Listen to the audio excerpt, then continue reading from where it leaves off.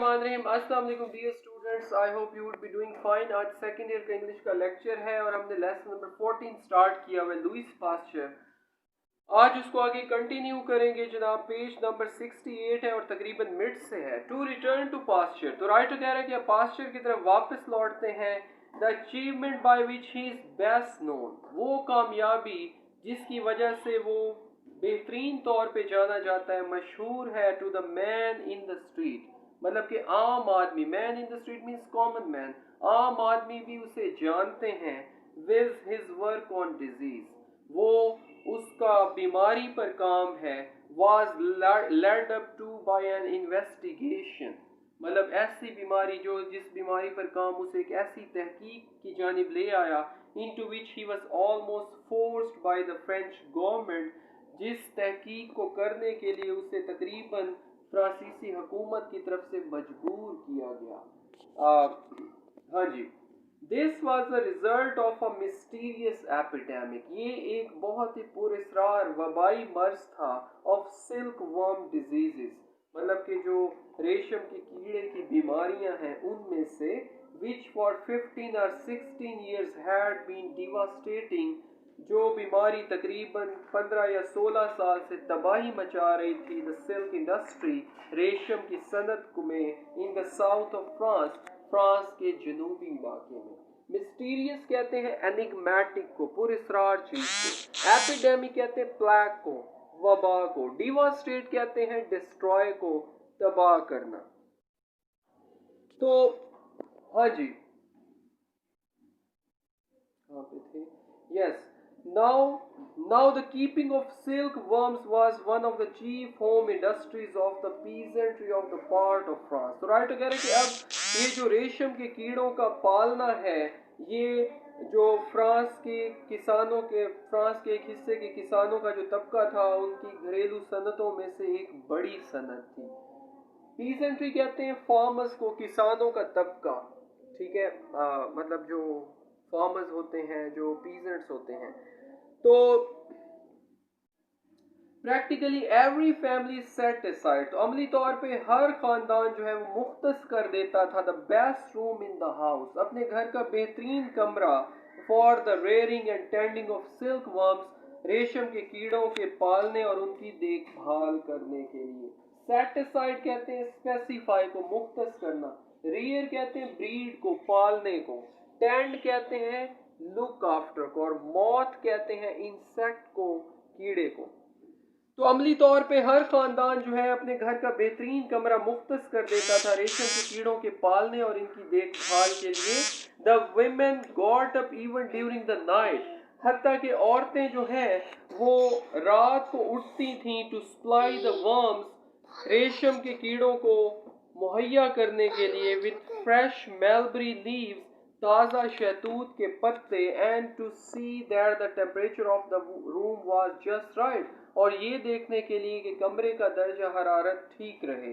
And in that region the common greeting on meeting a friend is said to be not how do you do, और उस इलाके में आम तौर पर एक दोस्त जब दूसरे से मिलता था तो वो जो है वो आम तौर पे सलाम दुआ ऐसे करते थे, ऐसे नहीं करते थे हाउ डू यू डू, कि आप कैसे हैं। But how are your silkworms doing, बल्कि वो कहते थे कि आपके रेशम के कीड़े कैसे हैं।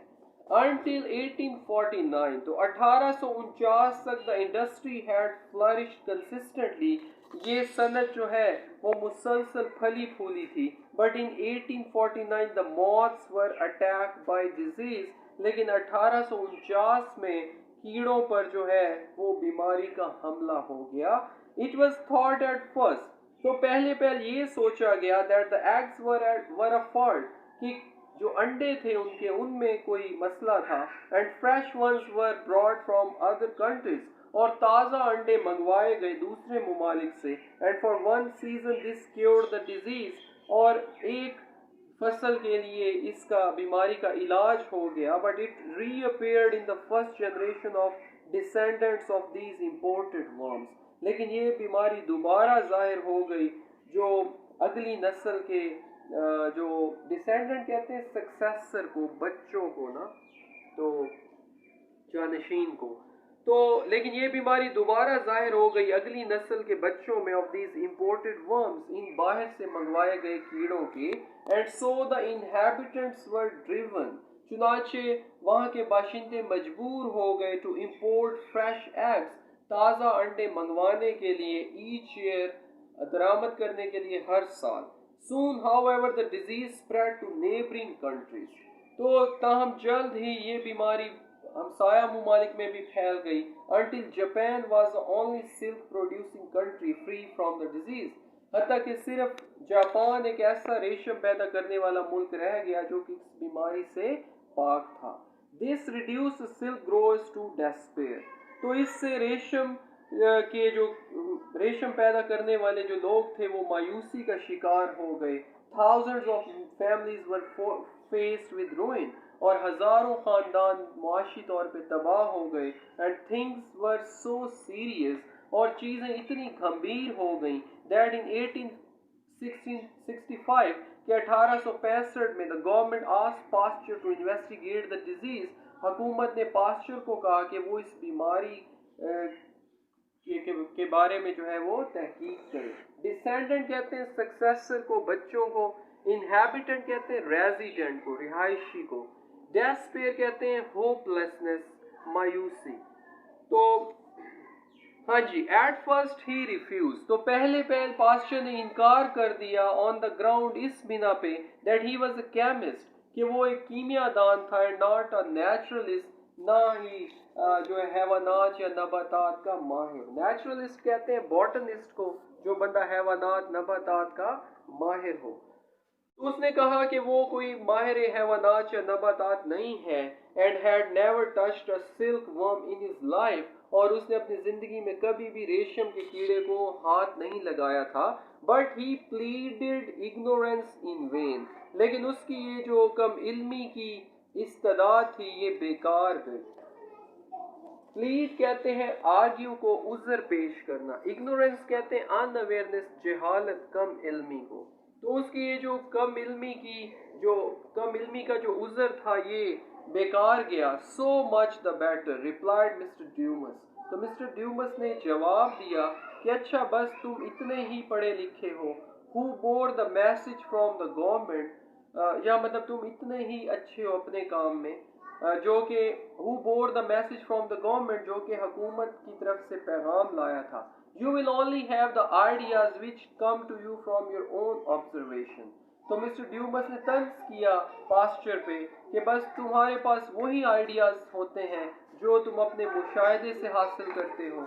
This coupled with his sympathy for the people of the devastated region, तो ये जो मिस्टर ड्यूमस का ताना था ये मिल गया उस तबाह इलाके के लोगों के साथ जो उसकी हमदर्दी थी, मतलब ये दोनों फैक्टर्स मिल गए। ओवरकेम हिज रिलक्टेंस, तो उसने अपनी हिचकिचाहट पर काबू पाया।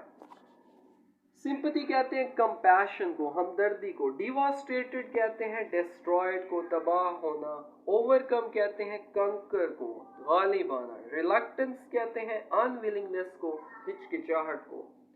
तो ये जो ताना था, ये मिस्टर ड्यूमस का ताना, ये उस तबाह इलाके के लोगों के साथ जो उसकी हमदर्दी थी उसके साथ यकजा हो गया, और उसने अपनी हिचकिचाहट पर काबू पाया। And he set out for Ales, और वो अलेस की जानिब रवाना हो गया। Town in the silk district, जो कि उस रेशम के पैदा होने वाले ज़िले का एक छोटा सा गांव था।